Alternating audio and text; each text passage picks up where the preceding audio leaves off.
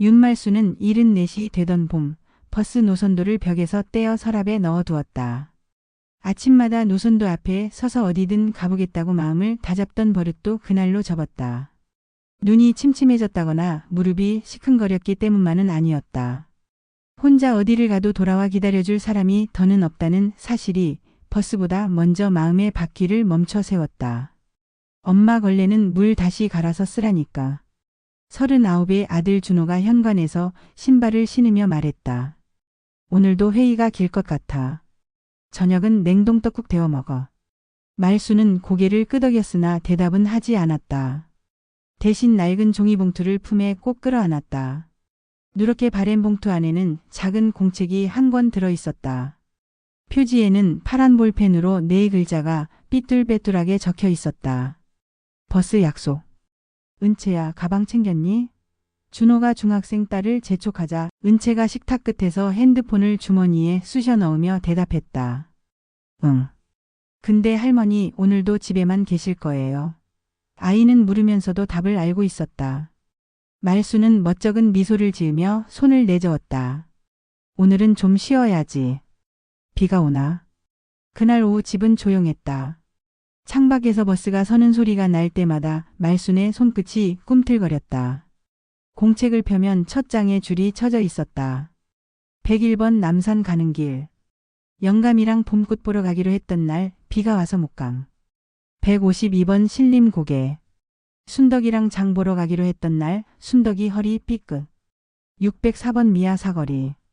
첫 월급 타고 애들 옷 사러 갔던 날 은희가 울어서 되돌아옴. 7017번 미술관. 은채랑 미술관 가기로 했던 날 내가 빈혈.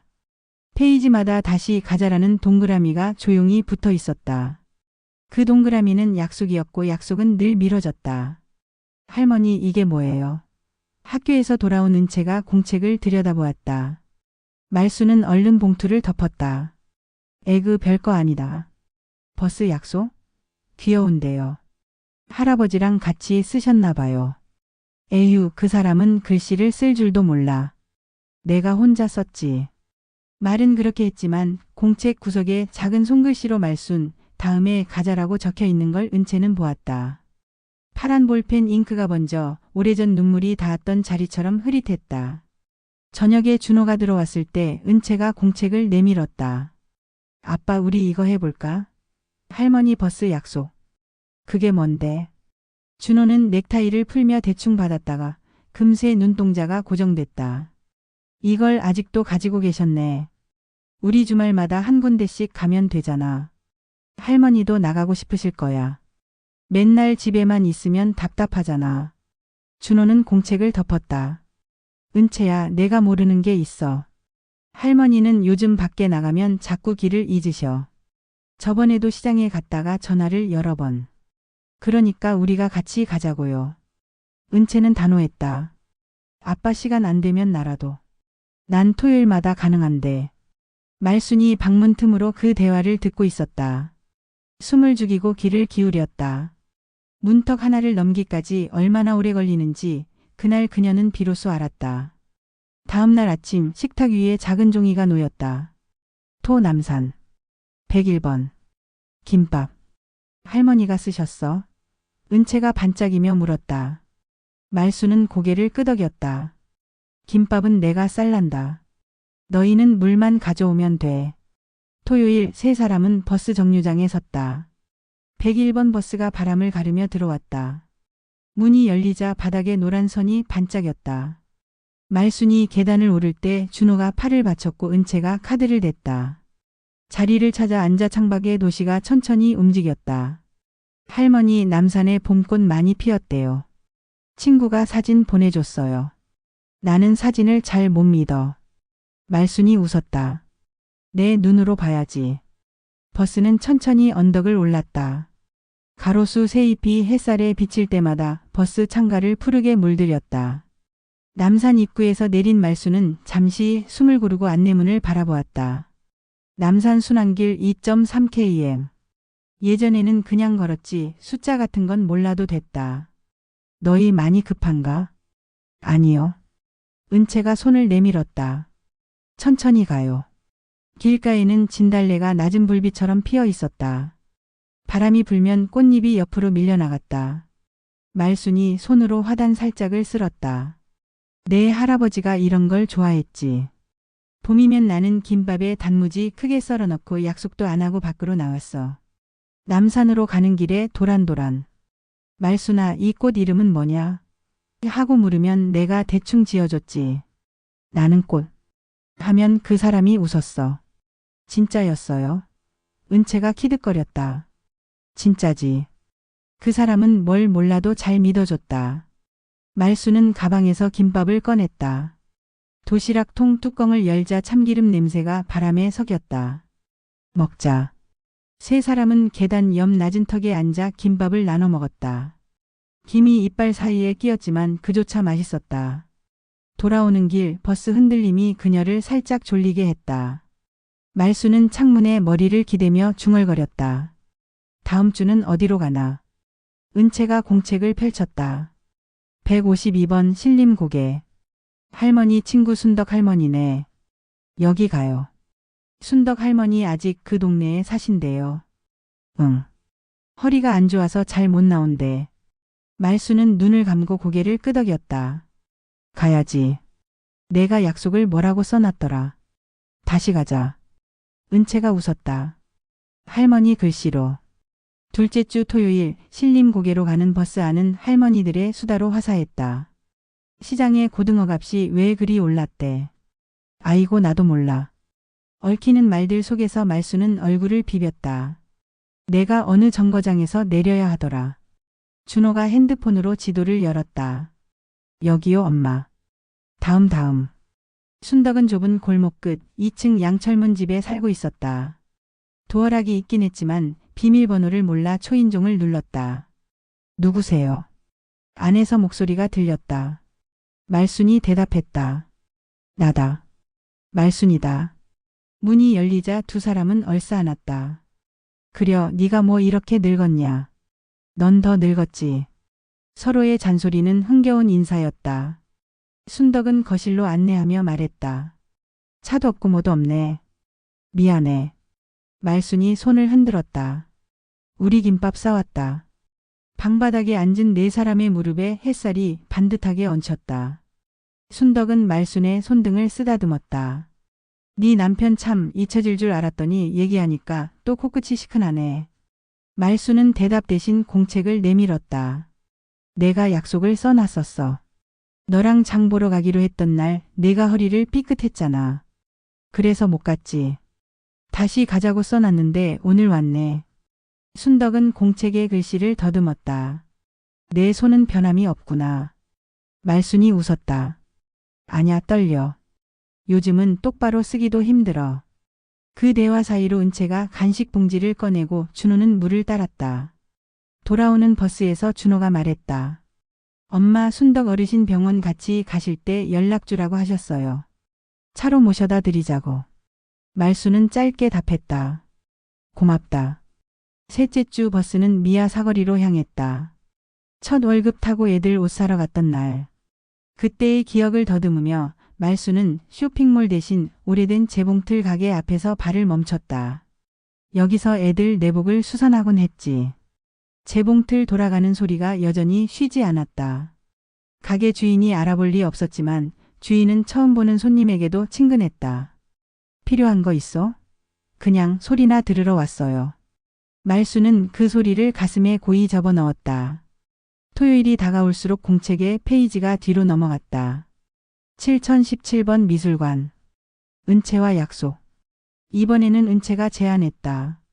할머니, 현대미술관 말고 동네 작은 전시회 어때요? 사진전 보러 가요. 사진이야? 말순은 고개를 갸웃했다. 사람 찍은 거야? 꽃 찍은 거야? 둘 다요. 작은 갤러리에 들어서자 벽마다 낯선 얼굴과 풍경이 걸려 있었다. 말순은 한 사진 앞에서 발걸음을 멈췄다. 버스 정류장 의자에 앉아있는 두 노인의 뒷모습이었다. 비닐봉지 하나와 지팡이 하나. 등 뒤로 노을이 붉게 떨어지고 있었다. 이 사람들 어디 가나? 말순이 낮게 물었다. 갤러리 지키던 청년이 웃으며 말했다. 모르죠. 근데 사진 제목이 다시 가자예요. 은채가 숨을 들이켰다. 할머니 공책이랑 똑같다. 집에 돌아와 세 사람은 공책을 펼쳐 그날의 날짜를 적었다. 말수는 조심스럽게 글씨를 눌렀다. 미술관 은채와 감. 글씨가 조금 흔들렸지만 은채는 말했다. 완벽해요. 준호는 말순의 손을 든든히 받쳤다.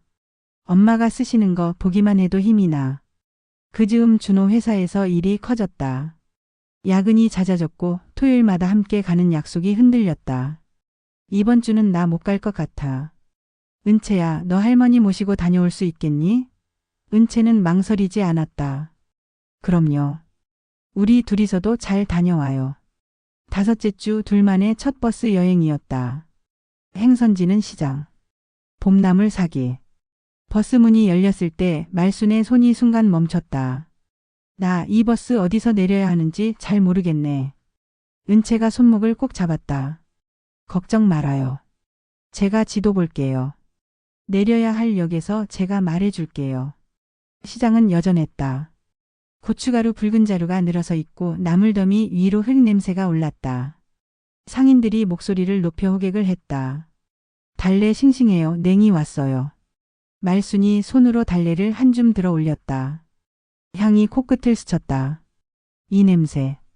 그 한마디에 많은 시간이 스며 있었다. 계산을 마치고 돌아서는데 뒤에서 상인이 외쳤다. 할머니 거스름돈. 말순이 멈칫했다. 은채가 다가와 상인의 손바닥에서 동전을 받아 할머니 주머니에 넣어드렸다. 이럴 때는 크게 감사합니다 라고 해요. 말순은 상인을 향해 몸을 돌렸다. 고맙네. 목소리가 조금 떨렸다. 상인은 웃었다. 천천히 다니세요. 봄바람 마실 때가 제일 좋아요. 집으로 오는 버스에서 작은 사건이 있었다. 말순이 잠깐 졸다가 눈을 뜨자 창밖이 낯설었다. 여기는 어디야? 우리 내려야 하는데 너무 지나친 거 아냐? 목소리에 불안이 섞이자 은채가 손등을 다독였다. 아직 아니에요. 다음 정거장이에요. 제가 벨 누를게요. 초록불이 반짝이고 벨소리가 났다. 버스가 서서히 멈추는 동안 말순의 숨이 가라앉았다. 내가 갑자기 생각이 안 났어. 괜찮아요. 그럴 수 있어요. 그래서 제가 같이 온 거잖아요. 그날 밤 준호가 늦게 들어와 말했다.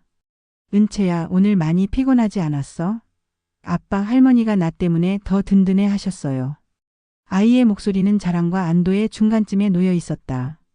준호는 말없이 아이의 머리를 쓰다듬었다. 방문 틈으로 그 모습을 본 말수는 공책을 펼쳤다. 새로운 줄이 생겼다. 다음 바닷가. 700번 갈아타기. 공책 가장 아래에 아주 작은 글씨로 덧붙였다. 용기. 다음 주는 정말 바다로 가기로 했다. 서울에서 먼 길이었다. 몇 번을 갈아타고 마지막에는 시내버스에서 시외버스로 옮겨 탔다. 차장 너머 풍경이 바뀌고 또 바뀌었다. 눈이 나오고 산이 낮아지고 하늘이 넓어지는가 싶더니 갑자기 수평선이 펼쳐졌다. 바다가 한꺼번에 밀려 들어왔다. 할머니, 바다예요. 은채가 외쳤다. 말수는 미간을 찌푸리듯 웃었다. 나 젊을 때 아이들 손잡고 여러 번 왔지. 근데 오늘 바다는 참 다르네. 세 사람은 방파제 끝 작은 벤치에 앉았다. 바람이 옷자락을 흔들었다. 파도가 바위를 때릴 때마다 안쪽 살갑까지 깨끗해지는 것 같았다. 준호가 조심스럽게 물었다. 엄마, 왜 공책을 버스 약속이라고 이름 붙였어? 그냥 가고 싶은 곳이라고 해도 됐을 텐데. 말수는 바다를 보며 대답했다. 버스는 정류장마다 서잖니. 내 인생도 그랬어. 아이 낳고 애들 키우고 남편 보내고 정류장마다 서서 쉬고 또 움직였지. 근데 약속을 자꾸 미뤘어. 다음 정류장에서 내려야지, 다음에 타야지, 다음에 그러다 어느 날 보니 버스가 종점에 와 있더구나. 그래서 약속이라고 썼어. 내리는 용기를 내려고. 준호는 고개를 숙였다. 엄마, 미안해. 내가 엄마한테 자꾸 기다려달라고만 했던 것 같아. 일 핑계로 아이 핑계로. 넌 너 자리에서 살았지. 그게 뭔 죄랑. 말수는 아들의 손등을 토닥였다. 근데 말이다. 종점에서도 다시 타는 버스가 있더라. 이 공책 덕에 내가 다시 탔어. 바다에서 돌아오는 길 세 사람은 많이 웃었다. 길을 잘못 들어 10분을 돌아 나왔고 시골 정류장에서 아저씨에게 과자를 얻어먹었고 앉을 자리가 없어 서서 왔지만 한 번도 짜증을 내지 않았다. 집에 도착해 공책에 적었다. 바다. 파도 소리 탁 후두두. 다시 가자. 여름이 다가오자 공책은 거의 절반을 넘어갔다. 하지만 하루는 뜻하지 않은 일이 있었다. 시장 앞에서 버스가 급정거했는데 말순이 중심을 잃고 넘어졌다. 무릎이 까지고 손바닥 살같이 벗겨졌다. 은채가 허둥지둥 반창고를 붙이고 물을 건넸다. 많이 아파요? 말순은 이를 악문 얼굴로 웃었다. 아프지. 근데 괜찮아. 버스는 멈출 때가 있어. 그럴 때는 잡고 있던 걸 놓지 않는 게 더 중요하지. 버스 기사가 뒤를 돌아보며 말했다. 괜찮으세요, 어르신? 예, 덕분에. 그녀의 대답은 기계적으로 공손했지만 눈빛은 아이와 아들을 향해 있었다. 잡고 있던 걸 놓지 않는 사람들. 그날 밤 준호가 말했다. 엄마 다음 주는 택시 타고 가요. 아니. 말순이 고개를 저었다. 버스로 가자. 왜요? 힘들잖아요. 버스는 정류장마다 서. 내가 어디서 쉬어야 하는지 알려줘. 택시는 한 번 타면 그냥 지나쳐 버리거든. 삶도 그래. 내릴 곳을 알게 해줘야 해. 준호는 아무 말도 하지 않았다. 대신 다음 날 아침 정류장에 조금 일찍 도착해. 노약자 좌석 근처에 서서 엄마가 힘들이지 않도록 팔을 내밀었다. 은채는 할머니와 같은 창가에 앉기 위해 한 정거장을 더 걸어가서 타기도 했다. 공책에는 그날도 조용히 줄이 하나 더 그어졌다. 정류장 쉬는 방법을 알려줌. 가을 바람이 불기 시작할 때 공책의 마지막 페이지 근처에 낯익은 지명이 나타났다. 터미널. 마지막 약속. 준호가 물었다. 엄마 여기엔 왜 마지막이라고 썼어? 너네 아버지 보내고 돌아오는 길에 썼지. 마지막으로 내가 나한테 한 약속이야. 그날은 아무 버스나 잡아타고 멀리 가볼 거라고. 왜 멀리? 가까운 곳은 자주 약속하고 자주 미뤘거든. 멀리는 약속해 본 적이 별로 없었어. 토요일 터미널의 공기는 고무타는 냄새와 만두찐 냄새가 섞여 있었다. 사람들은 커다란 가방을 끌고 분주했다. 아무 버스나 탈까? 말수는 웃었다. 근데 우리 아주 멀리는 말고. 저기 보이냐 청도? 은채가 고개를 갸웃했다. 청도는 감으로 유명한 데 아니에요. 그래. 너 어릴 때 감을 참 좋아했지. 할머니 그때 전 아직 태어나지도 않았어요. 그랬구나. 세 사람은 동시에 웃었다. 표를 끊고 차에 올라 의자 등받이를 조금 젖혔다. 길은 길었다. 들판이 늘어지고 강이 나타났다가 사라지고 하늘이 낮게 내려왔다. 내려서 작은 역전 앞에서 보리밥을 먹었다. 반찬으로 나온 단감은 기대만큼 달지 않았지만 누군가를 떠올리게 만들 만큼은 달았다. 다시 오자.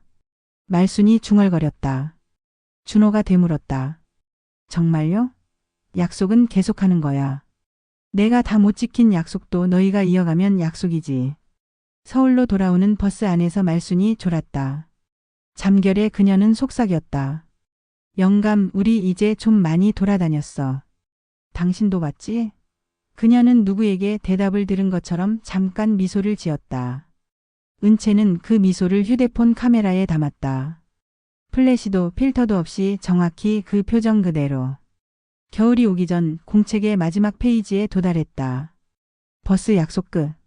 그리고 시작. 준호가 물었다. 엄마 이제 다 했네. 아니. 말수는 고개를 젓다. 이제부터 시작이지.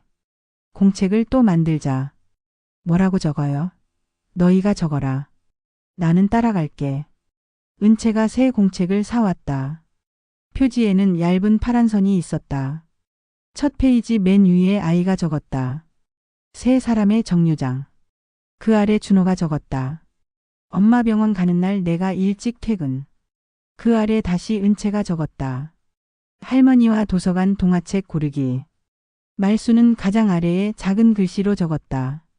다음 마음이 가자고 하는 곳. 해가 짧아진 어느 날 세 사람은 집 근처 종점으로 산책을 나갔다. 종점은 늘 조용했다. 버스 기사들이 교대를 하고 청소차가 먼지를 흘러갔다. 빈 버스가 한 대 서 있었다.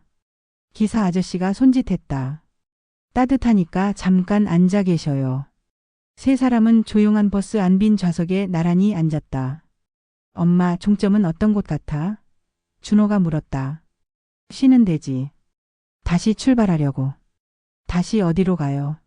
은채가 덧붙였다. 말순이 창밖을 가리켰다. 저기 첫 번째 정류장. 이름이 뭐냐? 은채가 시선을 따라 표지판을 읽었다. 새싹 어린이집. 거기로 가자. 말순이 미소 지었다. 거기서 아이들 웃는 소리 좀 듣고. 버스가 다시 시동을 걸었다. 종점에서 출발하는 소리는 언제나 작았다. 소리는 작아도 움직임은 확실했다. 첫 정류장에 도착했을 때 어린아이 몇 명이 선생님 손을 잡고 나오다 버스를 가리키며 손을 흔들었다. 은채가 먼저 손을 흔들었다. 준호와 말순도 함께. 손을 흔드는 동안 세 사람의 손목에 같은 따뜻함이 흘렀다. 오래전 누군가가 흔들어주던 그 온기와 아주 닮은. 집에 돌아와 말순은 공책을 꺼냈다. 새싹 어린이집 웃음소리 맑음. 그 아래 또박또박 그리고 아주 천천히 적었다. 버스는 정류장마다 선다. 사람도 그렇다. 서서 숨을 고르고 다시 움직이는 법을 기억하면 된다. 손을 잡을 사람이 있으면 더 좋고 없으면 약속을 써서라도 스스로의 손을 잡으면 된다. 밤이 깊어간다. 창밖으로 마지막 버스가 지나가고 골목이 잠잠해진다. 말순은 공책을 덮고 불을 끈다. 어둠 속에서도 그녀는 알았다. 내일 아침 첫 버스는 반드시 올 거라는 걸. 내 텅 빈 마음에도 정류장이 있다는 걸. 그 정류장에 오늘의 내가 서서 내일의 나를 기다릴 수 있다는 걸. 영감, 내일은 어디로 갈까? 대답은 없었지만 말순은 그 침묵이 어디든이라고 말해주는 것만 같았다. 그녀는 베개 옆에 공책을 두고 눈을 감았다. 늦게 쓴 약속은 오히려 진하게 남는다.